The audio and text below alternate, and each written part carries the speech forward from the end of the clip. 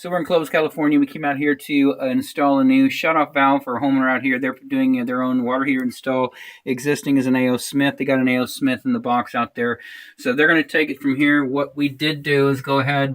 They had a soldered-on valve, which I don't like it when they do that. So we went ahead and cut it off.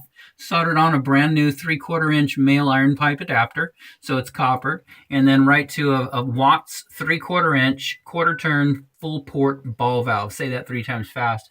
And then of course on the out port we've got just a little short 3/4 inch brass nipple. Brass will not corrode like iron pipe, especially since you have copper piping to the home. You want to keep it all brass, all copper. So you got a brass connection there, which will fit nicely with any supply line you put on there that's a female iron pipe. I recommend changing all the hoses on all your points of, not the hoses, but the washers. They're just standard hose washers for all your points of connections. New ones down to the new tank. New one here where you connect, and maybe even replace that one back there.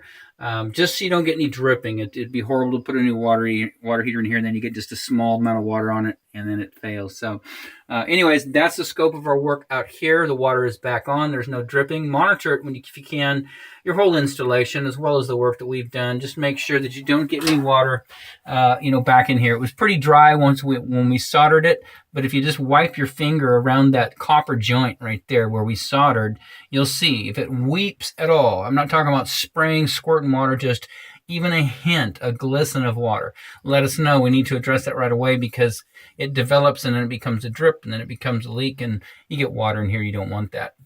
Then on the back side, of course, it's threaded connector right back there, and that's always pretty good, but go ahead and wipe your finger on that too. And of course, once this is on, you'll need to check this point of connection on the front because the water is not on. So just make sure that this is sealed correctly with the piped open Teflon tape around there.